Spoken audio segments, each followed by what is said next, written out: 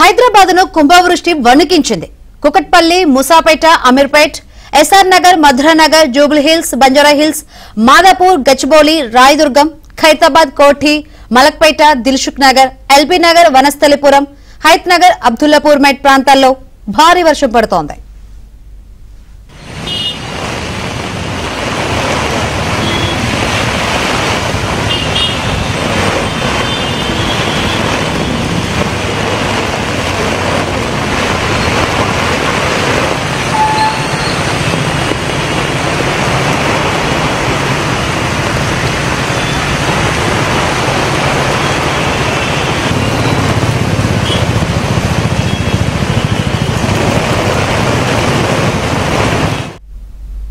ఇక రోడ్లపైకి వరద నీరు చేరడంతో వాహనదారులు అవస్థలు పడుతున్నారు. సైబర్ సిటీ ట్రాఫిక్ చక్రబంధంలో చిక్కుకుంది.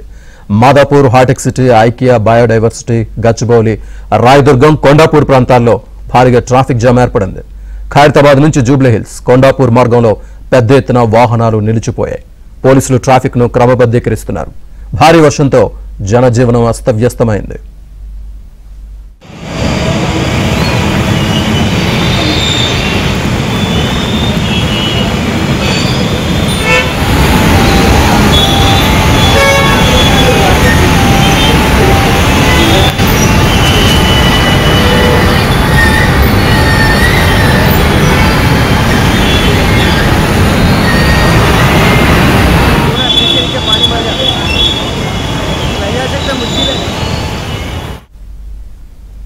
హైదరాబాద్ లో భారీ వర్షంపై అధికారులకు సీఎం రేవంత్ కీలక ఆదేశాలు ఇచ్చారు. జీహెచ్ఎంసీ, హైడ్రా, జలమండలి అధికారులతో మాట్లాడారు.